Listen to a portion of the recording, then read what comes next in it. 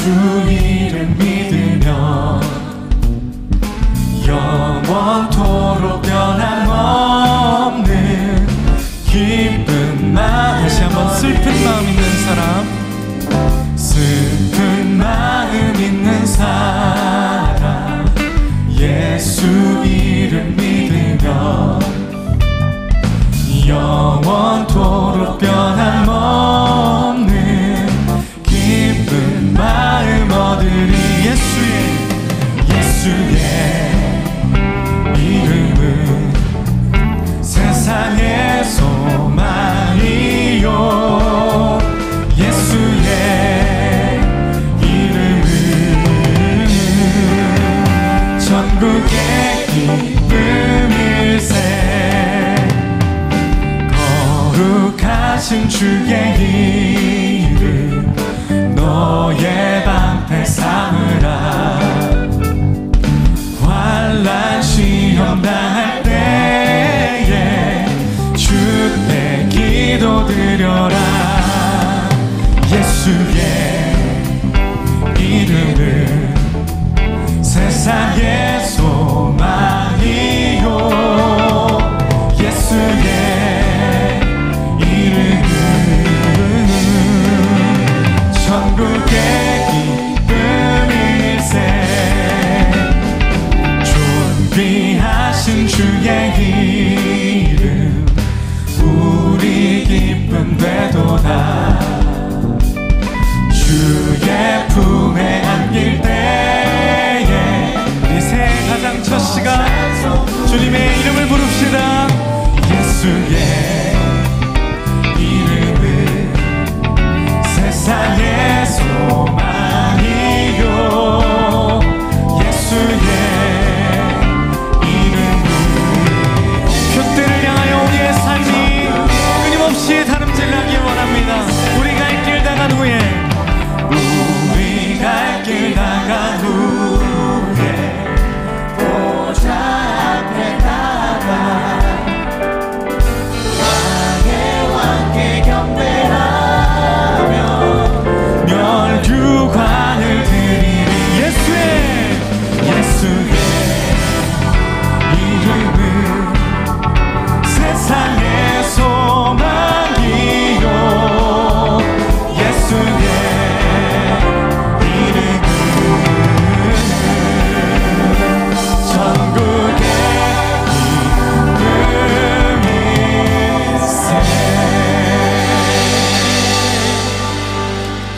어제 우리 담임 목사님 설교 중에 이야기하신 부분인데요, 노인이 된다는 거 나이의 문제가 아니다. 80, 90이 되어도 주님 앞에 청춘과 같이 새로운 사람이 있다. 어제 골든싱어즈를 보면서 그런 생각이 들더라고요. 설레고 새로운 도전을 할 수 있는 사람, 저와 여러분이 그런 사람이 되기를 축복합니다. 여러분의 삶이 그냥 나이를 먹어가는 노인과 같이 딱딱한 삶이 아니라 정말 우리의 사고는 항상 우리 주님 앞에 깨어 있어서, 우리의 생각이 깨어 있어서 주님을 알기를 정말 마음 다해 표대를 향하여 달려가는 귀한 한 사람 되시기를 원하면서 찬양하시겠습니다.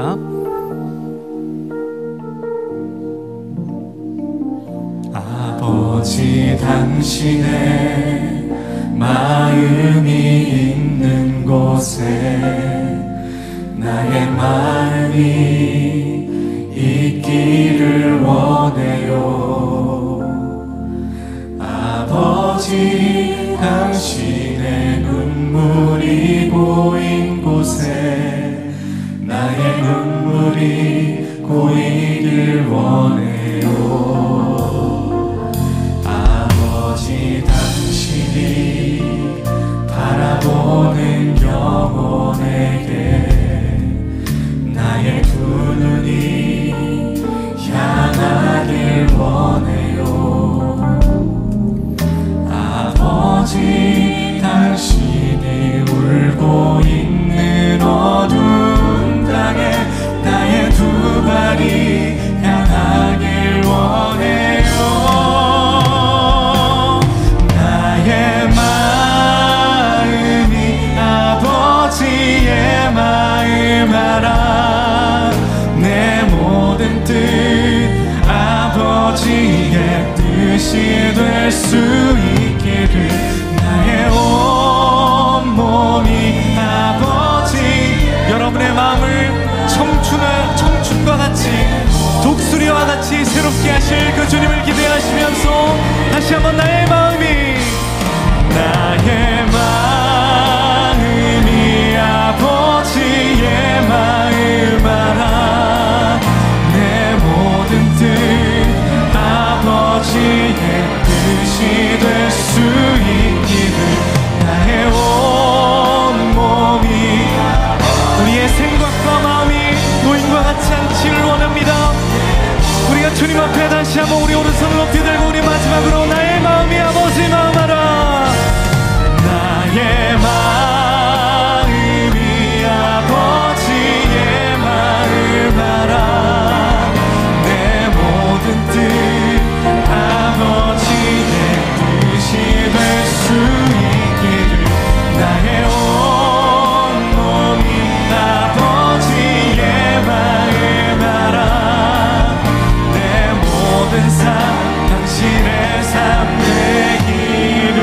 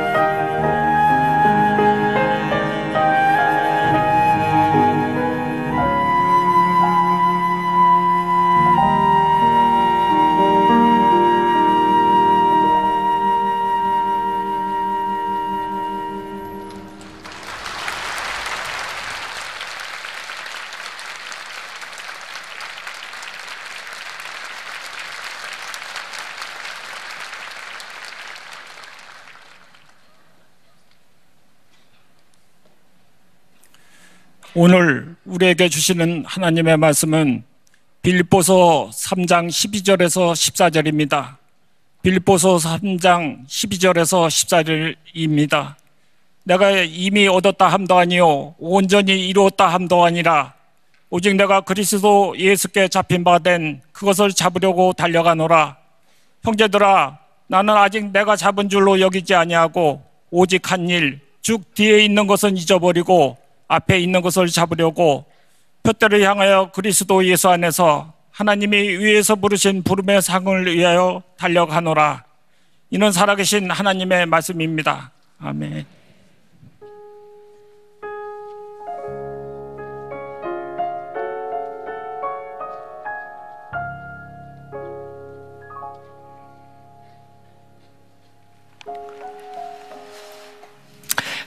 오늘부터 13주 동안 여러분들과 함께 하나님의 마음 알기라고 하는 주제를 가지고 말씀을 나누려고 그래요. 우리들이 무엇으로 다질까? 우리 신앙을 어떻게 우리들이 다질까? 하나님의 마음을 아는 것보다 더 중요한 것은 없겠다. 그래서 오늘은 조금 서론적인 말씀을 드리고 내일부터 다음 주부터 12주 동안 이제 구체적인 것들을 이야기하게 됩니다. 자, 오늘 우리가 물어야 될 질문, 2024년도를 시작하면서 우리가 가고 있는 길이 분명한가? 우리의 방향이 맞는가? 이런 점검이 필요하다는 생각이 들어요. 제가 지난해 첫 번째 시리즈로 우리가 꿈꾸는 교회 이런 말씀을 나누었습니다. 어떤 분이 저에게 이렇게 이야기를 했습니다. 목사님은 설교 시간에 하나님 중심적인 신앙, 교회가 되자고 말을 하면서 왜 우리가 꿈꾸는 교회라는 설교를 그렇게 많이 하십니까? 제가 이렇게 대답을 했습니다.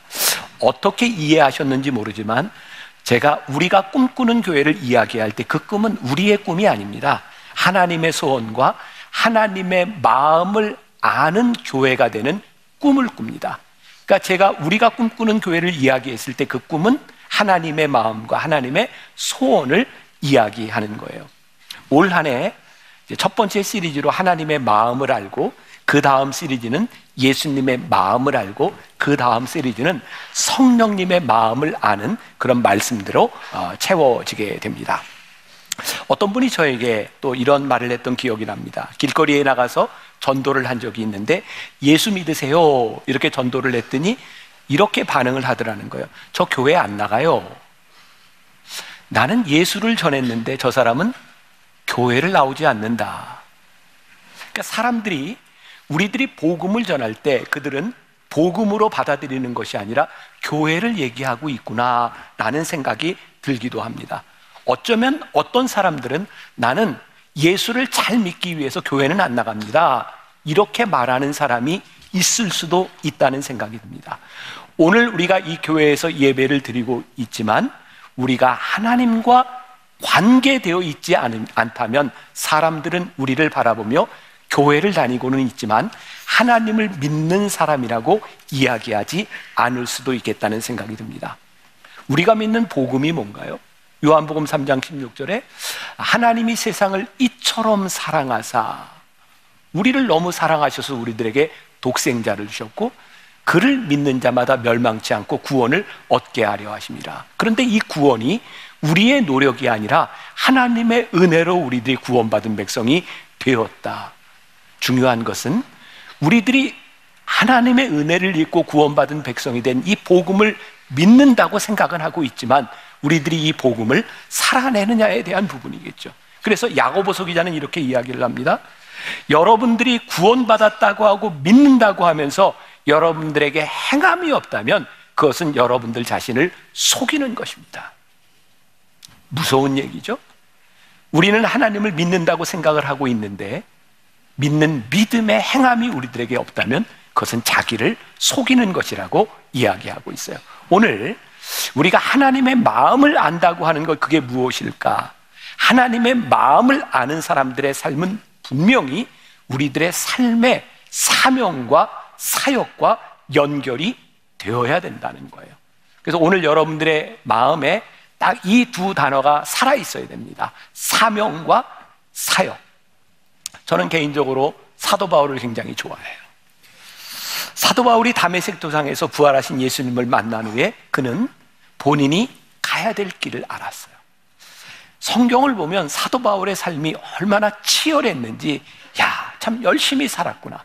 저는 사도 바울을 좋아하기 때문에도 그렇지만 저는 치열함이라는 말을 참 좋아해요.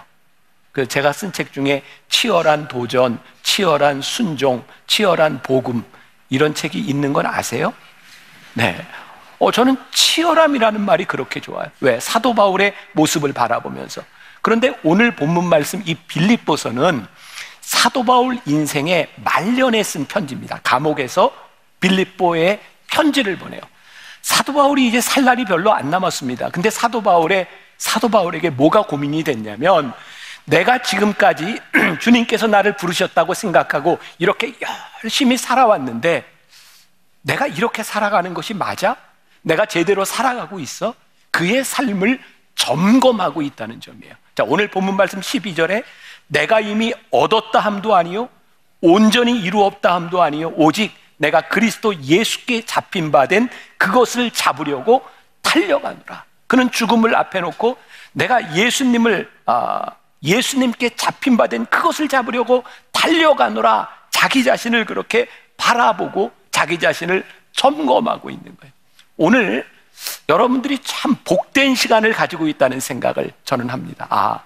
새해를 시작하면서 첫 주 우리의 방향을, 우리의 삶을 점검할 수 있는 건 참 큰 은혜다. 자, 여러분들은 스스로 여러분들의 삶의 방향이 맞다고, 내가 이렇게 살다 하나님께 가도 된다고 생각하시는가? 그런 상상을 해봤어요? 우리가 이게 길을 가다가 저기 보니까 내가 지금 아는 사람이 있는 것 같아서 열심히 달려가서 이렇게 어깨를 툭툭툭 쳤는데 그 사람이 나를 보고 누구세요? 굉장히 참 당황스럽잖아요. 그런 상상이 드는 거예요. 나는 하나님을 믿으며 열심히 살았다고, 그리고 하나님 앞에 가 있는데 하나님이 너 누구니? 라고 물으신다면 이게 얼마나 우리들에게 불행한 일일까? 우리가 하나님을 믿고 살아가는 사람들인데 우리에게 필요한 것은 내가 얼마나 열심히 살았느냐가 아니라 내가 얼마나 하나님 앞에 잘 살았느냐가 아닐까요? 여러분들은 하나님 앞에서 잘 살아간다고 말할 수 있는가? 이것을 우리는 사명이라고 이야기를 하는 거예요. 지금 우리는 사명에 충실한 사람들인가? 자, 교회라고 하는 것과 더불어 이 사명이라고 하는 것을 한번 풀어봅시다. 하나님은 모든 교회에 사명을 주셨다고 생각해요. 근데 똑같은 사명을 주시지는 않았습니다. 자, 여러분들이 이 땅에 그 많고 많은 교회 중에서 만나 교회에서 지금 이 시간에 예배를 드리고 있어요. 우리들이 어떤 교회를 다녀도 괜찮아요. 그런데 하나님이 여러분들을 만나 교회로 부르셨다면 만나 교회이신 사명 가운데서 우리는 어떤 사명자로 살아가는가, 이 물음을 묻지 않는다면 오늘 우리들이 여기에서 예배를 드려야 되는 이유가 무엇일까라는 생각이 들어요. 그리고 하나님께서 사명으로 우리를 부르신 우리들이 해야 되는 일을 뭐라고 말씀하시냐면 그것이 사역이다 라고 말하고 있는 거예요. 교회에 주신 사명, 그것을 이루는 우리의 일이 뭐라고요? 사역이라고 말하는 것이다. 자, 이 사명이라고 하는 관점에서 하나님의 마음을 한번 생각해 볼게요. 몇 해 전에 제가 앤디 스탠리 목사님이 쓴 노스 포인트 교회 이야기라는 책을 읽고 우리 교회를 생각하게 되었어요. 그리고 우리 교회의 모든 목회자들은 이 책이 필독서입니다. 무조건 다 읽어야 되는 책이에요. 굉장히 좋은 책입니다. 이 책에 이런 글이 있어요. 자, 이 책에 나오는 글입니다.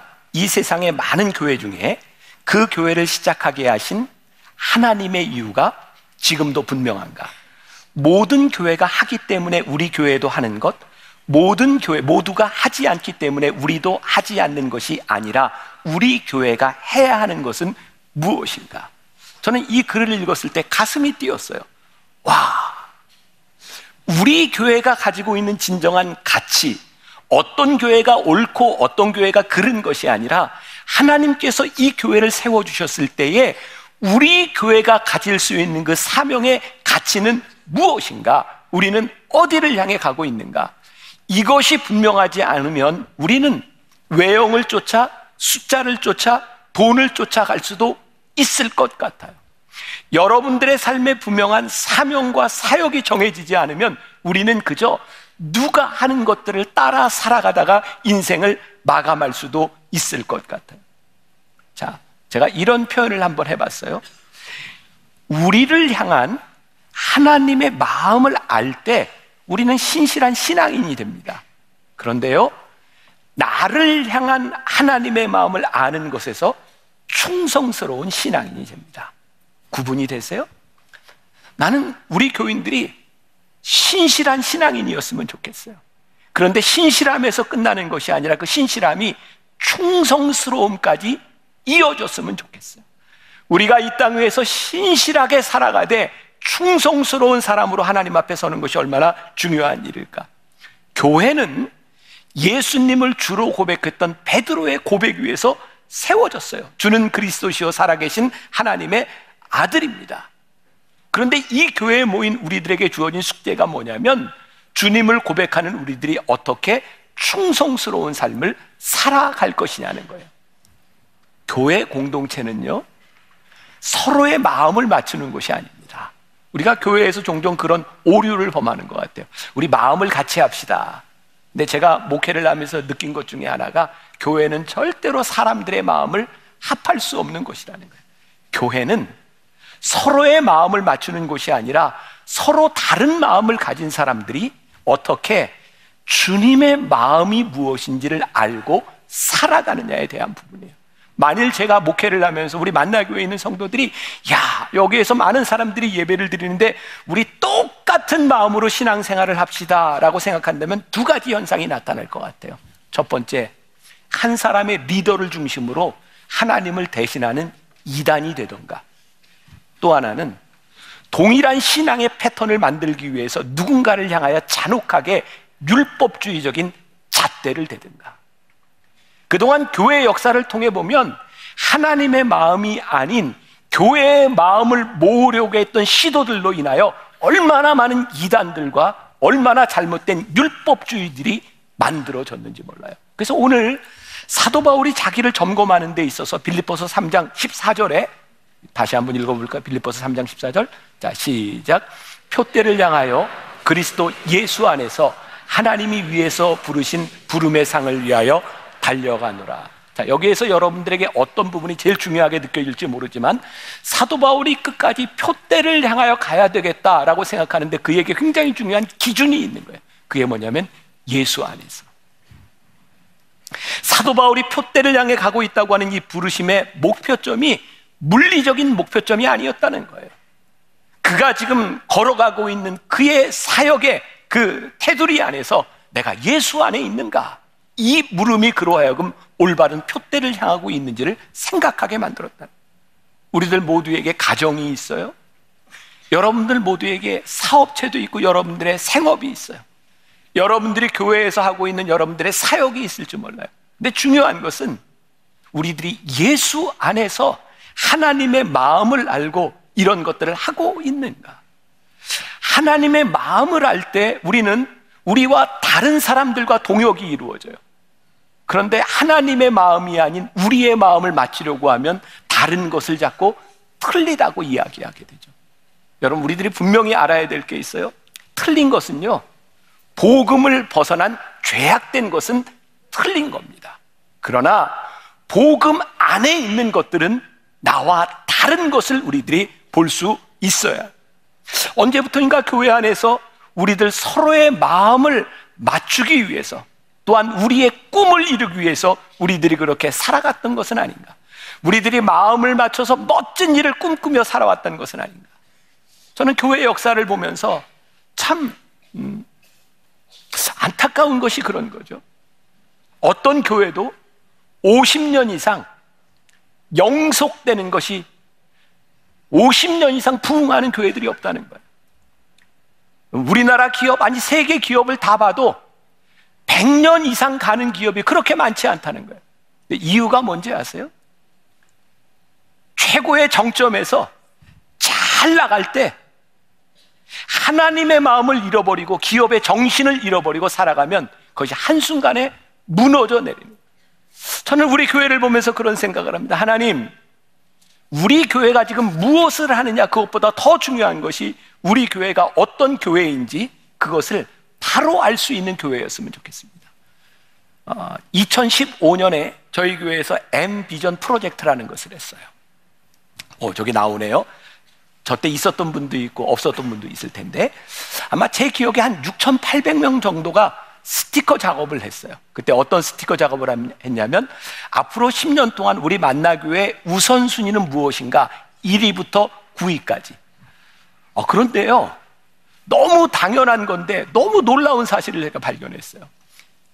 우선순위 스티커 작업을 했는데 1위부터 9위까지가 결정이 된 거예요. 안 놀라세요? 아니, 우선순위는 하나입니까? 두 개입니까? 우선순위는 하나잖아요. 근데 내가 우선순위라고 생각하고 찍었는데 1위부터 9위까지 갈라지더라는 거예요. 그렇구나. 내가 생각하는 우선순위가 저 사람에게는 우선순위가 아닐 수도 있구나.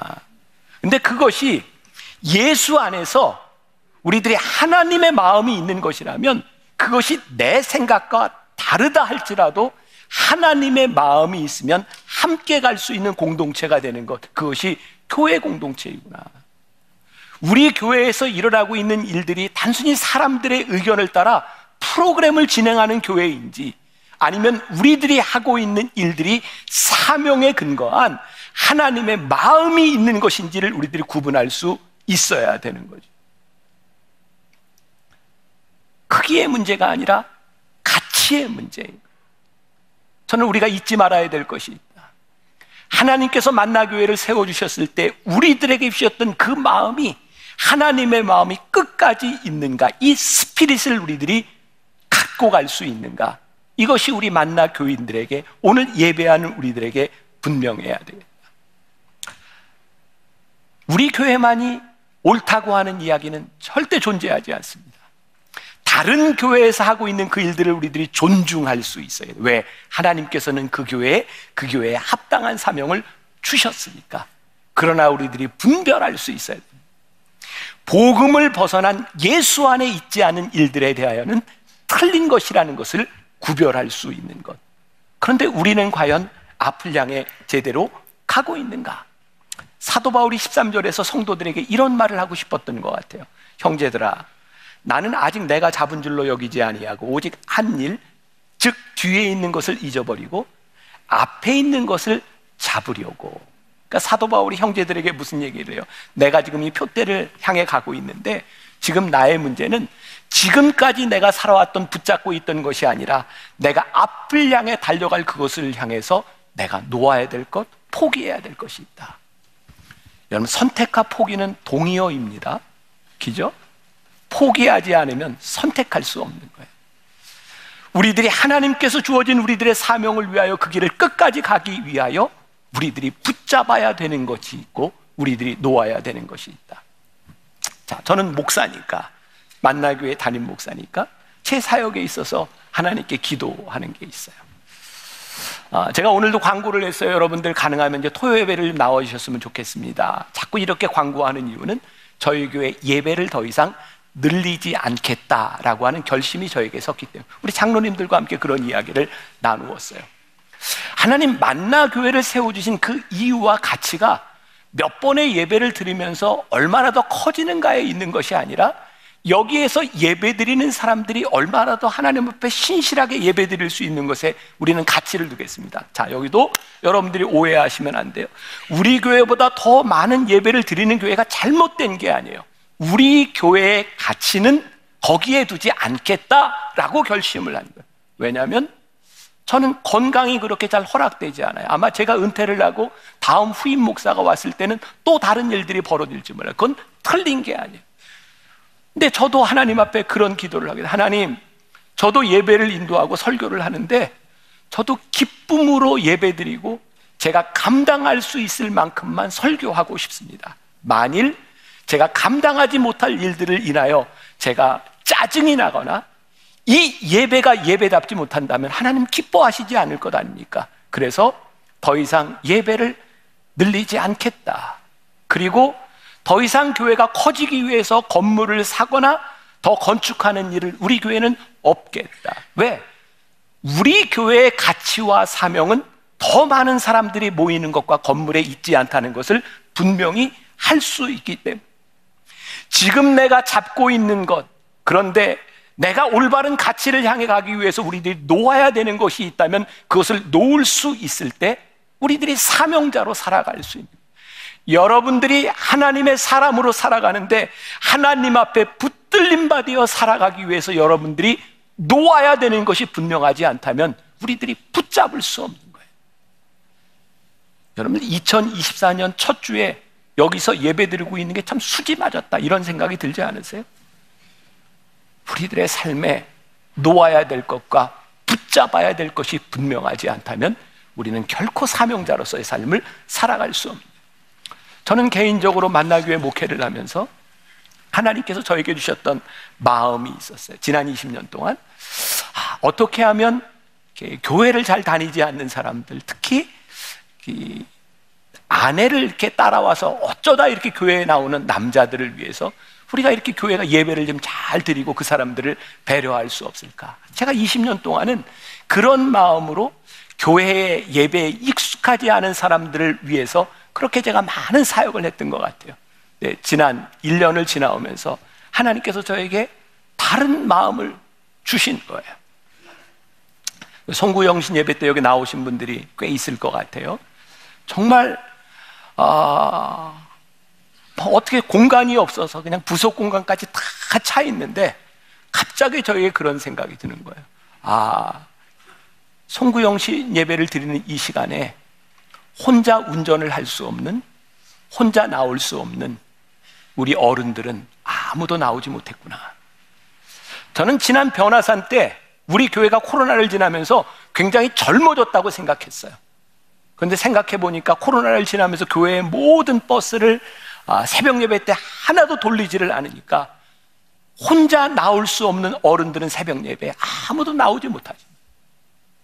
하나님이 평생 동안 신앙생활을 하며 헌신했던 어른 세대에 대한 아픈 마음을 저에게 주시더라고요. 그래서 올 한 해는 우리 어른들과 우리 청년 세대들 카풀을 같이 하고, 그리고 어른을 모시고 오는 청년들에게는 특별히 앞자리를 좀 내주려고 그래요.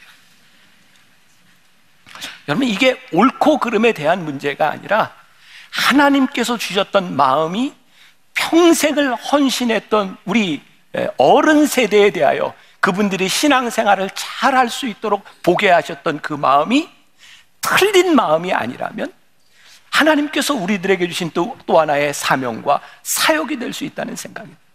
결국 우리들이 전하고 있는 이 복음, 사실은 복음의 문제가 아니라 이 복음을 잘 전하기 위하여 우리들이 무엇을 하느냐에 대한 문제일 것 같아요.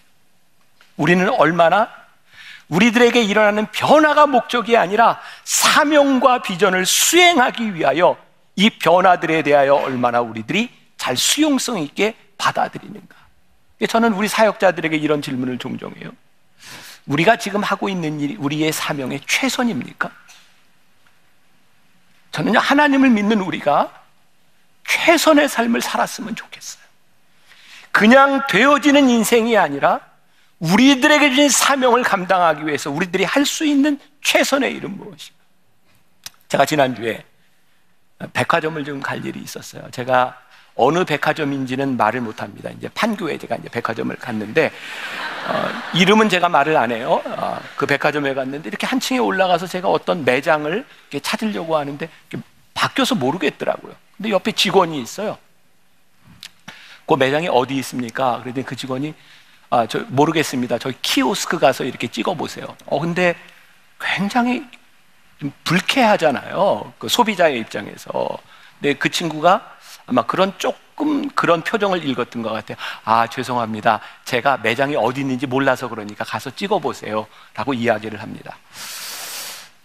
아마 그 백화점 사장이 요 설교를 좀 들었으면 좋겠다 하는 생각이 드는데, 제가 생각할 때 한 층의 매장이 얼마나 되겠습니까? 적어도 매장에서 일하는 사람이라면 어디에 있는지쯤은 숙지하고 있는 게 저는 정상이라고 생각하거든요. 제가 우리 목회자들에게 그런 요구들을 합니다. 우리가 그냥 얼마든지 예배를 드리고 얼마든지 우리들이 사역을 할 수 있어요. 그러나 우리들이 목회자라면 여기에 들어오는 교인들이 무엇이 불편한가? 복음에 대한 문제가 아니라 복음을 듣고자 오는 사람들에게 우리들이 어떻게 좋은 환경을 만들어줄 수 있는가를 고민하지 않는다면 우리는 직무유기를 하고 있는 겁니다. 저는 목회자들에게 이렇게 이야기를 하지만 여러분들이 하나님께서 여러분들을 부르신 이유가 복음을 전하기 위하여 여러분들을 부르셨다면 그 복음을 전하는데 여러분들이 방해가 되는 환경을 만들고 있다면 여러분들은 여러분들의 부르심과 사명에 대하여 직무유기를 하고 있는 거예요. 제가 이 말씀을 준비해 놓고 어제 신문을 보다가 우리 이제 신세계 정용진 부회장이 쓴 신년사를 제가 보게 되었어요. 그런데 그 얼마 전에 목양실에서 저와 함께 이렇게 이야기를 하다가 지난해가 많이 어렵고 이제 기도 제목이 있고 경영에 대한 많은 어려움으로 이제 있습니다. 근데 저는 무슨 내용인지 잘 몰랐어요. 그런데 그 신년사 가운데 이런 얘기가 나오더라고요. 한번 좀 띄워줘 보실래요? 업무를 바라보는 관점은 one less 클릭의 원칙에 맞춰야 한다면 이를 검토하고 실행하는 단계에서는 one more 스텝이 반드시 필요하다. 제가 조금 설명을 해드릴게요. 제가 읽은 기사에는 그런 내용이었던 것 같아요. 아마 그 신세계가 작년에 온라인 기업에서 SSG를 이렇게 만들고 열심히 했지만 쿠팡한테 좀 밀렸나? 쿠팡이 맞나요? 1위가? 그랬던 것 같아요. 그러니까 원레스 클릭이라고 하는 게 소비자들에게 다가가기 위해서 원레스 클릭 한 번 덜 하도록 이렇게 격차를 좀 줄여야 된다, 그런 이야기를 하면서 원레스 클릭을 하게 되면 필연적으로 원모아 스텝에 나아가게 된다. 그러면서 이제 기업의 경영에 대한 부분들을 바꾸어 나가겠다는 이야기를 했어요. 제가 신문을 보면서 이건 내가 꼭 하고 싶은 이야기를 여기서 하고 있구나라는 생각이 들었어요. One less click, one more step. 하나님, 우리들에게 주신 이 복음이라고 하는 것을 우리들이 이 세상에서 세상 사람들에게 마케팅을 하고 이 좋은 복음을 사람들에게 알려야 되는데 이 복음을 전하기 위하여 우리들이 지금 무엇을 하고 있습니까? 사실은 복음을 전하는 데 있어서 우리들이 복음을 전해야 된다고 생각을 하지만 복음을 전하는 환경을 우리들이 과연 만들어가고 있는가? 만일 우리가 여기에서 예배드리는 우리들 여기에 만족한다면 그렇게 교회는 사라지게 될 거예요. 근데 저는 하나님이 우리 교회를 그렇게 사라지게 만드는 것이 아니라 끝까지 하나님의 사명 앞에 붙들림 받아 쓰임 받는 것이 너무나 중요하다고 생각합니다.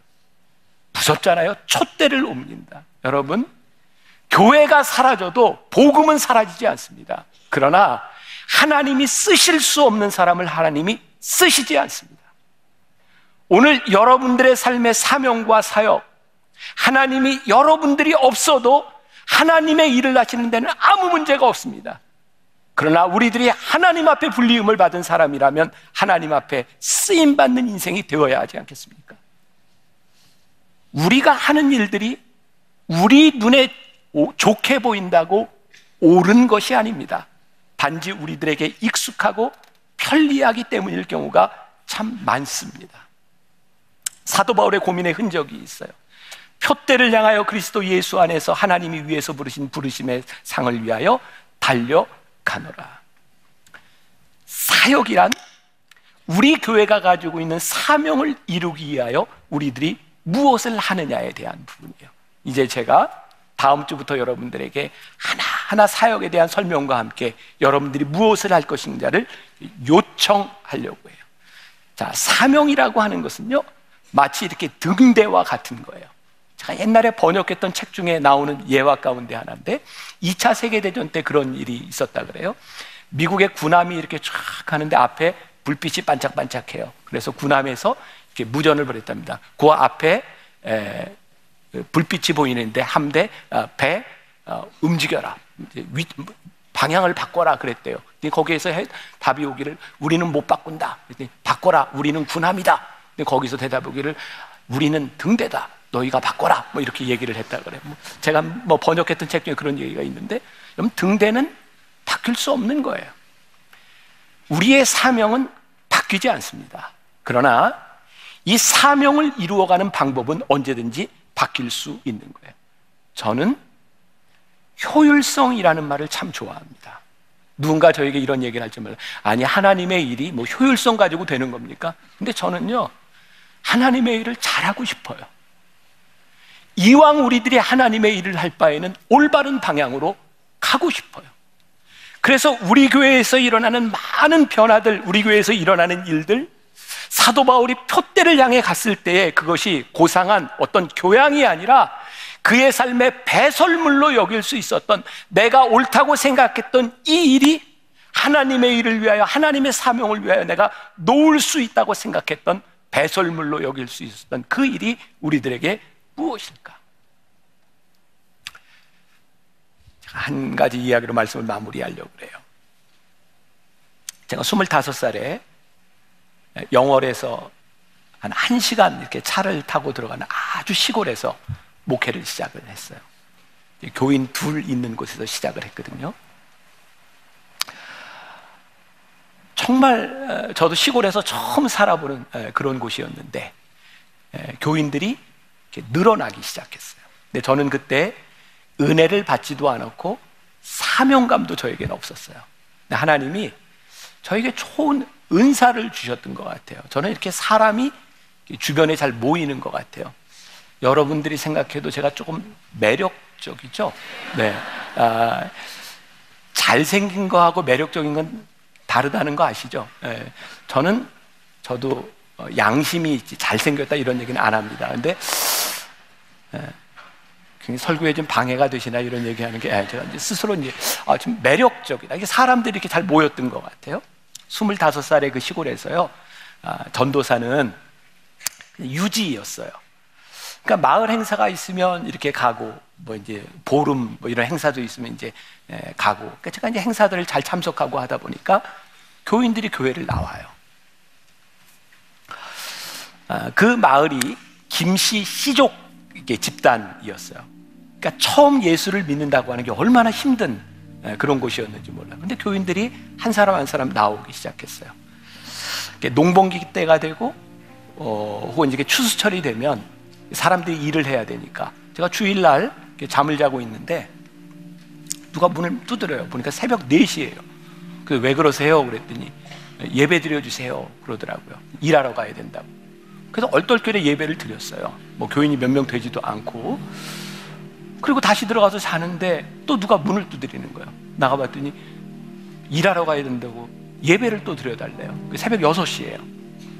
그리고 11시에 또 예배를 이제 정식으로 예배를 드렸어요. 그때 25살 목사인 저에게 화가 나는 거예요. 아니, 신앙생활을 하려면 좀 제대로 해야지. 아니, 예배 시간도 못 지키고 저렇게 신앙생활을 해? 그러면서 저 사람들을 좀 고쳐야 되겠다, 이런 생각이 들었어요. 세월이 많이 흘렀어요. 너무 부끄러운 거예요. 그때, 아니, 내가 지금 마음으로 그때 그 목회를 한다면 전 절대 그러지 않았을 것 같아요. 처음 예수를 믿는 사람이 이 농번기에 일을 하러 가야 되는데 그래도 일하러 가기 전에 예배를 드려야 된다는 그 마음이 너무 귀해서 너무 감격스러웠을 것 같아요. 왜냐하면 저는 거기에 하나님의 마음이 있다고 생각하니까요. 그때는 제 마음에 들지 않았어요. 내 마음에 들지 않으니까 화가 나는 거예요. 하나님의 마음이 보이면 나와 같지 않은 생각들, 내가 수용할 수 없는 생각들이 내 안에서 수용이 돼요. 전 만나교회 담임 목사로 목회를 하면서 이 교인들을 바라보면서 저렇게 오래 신앙생활을 하고 예수를 믿는데 왜 하나님의 마음이 잘 보이지 않을까? 이렇게 평생을 신앙생활하면서 내가 믿어왔던 내 확신, 그걸 왜 배설물처럼 여기지 못하고 하나님의 마음을 따라가지 못할까? 그런 마음이 들어요. 여러분들에게 그런 얘기를 하지만 저에게도 그런 모습이 있겠죠. 그래서 우리가 2024년도를 시작하면서 하나님, 우리가 진짜 사명자로, 우리를 부르신 사명 앞에 우리들의 사역자로 살아가기를 원합니다 라고 말할 때 우리들에게 하나님 아버지의 마음이 들어갔으면 좋겠다. 하나님 아버지의 마음 앞에서 내가 놓을 수 있는 것, 내가 붙잡아야 되는 것, 이것이 분명한 사람이었으면 좋겠다. 하나님과 우리들 사이에 one less click, 격차를 줄일 수 있는 방법은 one more step, 하나님의 마음으로 한 걸음 더 나아가는 겁니다. 올 한 해 여러분들에게 하나님의 마음이 살아있기를 주님의 이름으로 간절히 축원합니다. 우리 아버지 당신의 마음이 있는 곳에 함께 찬양합시다.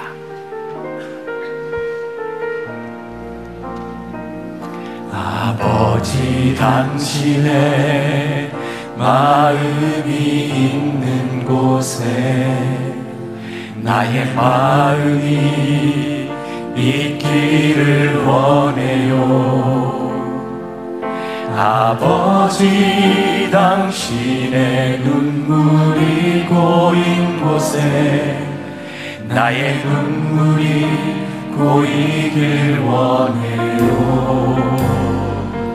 아버지 당신이 바라보는 영혼에게 나의 두 눈이 향하길 원해요. 아버지 당신이 울고 있는 어두운 땅에 나의 두 발이 향하길 원해요. 나의 마음이 아버지의 마음 알아. 내 모든 뜻 아버지의 뜻이 될 수 있기를 나의 온 몸이 아버지의 마음 알아. 내 모든 삶 당신의 삶 되기를. 아버지 당신의 마음이 있는 곳에 2024년 우리가 하나님의 마음 알기를 원합니다. 하나님의 마음, 하나님의 마음이 내 안에 들어와 사명자가 되고 하나님의 마음이 내 안에 살아있어 하나님의 마음을 안에 사용되니 우리들 가운데 아버지 당신이 바라보는 영혼에게 나의 두 눈이 향하길 원해요. 아버지 당신이 울고 있는 어두운 땅에 나의 두 발이 향하길 원해요.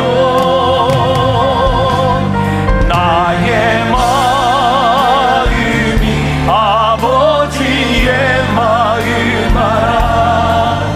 내 모든 뜻 아버지의 뜻이 될 수 있기를 나의 온몸이 아버지의 마음 알아. 내 모든 삶 당신의 삶 되기를.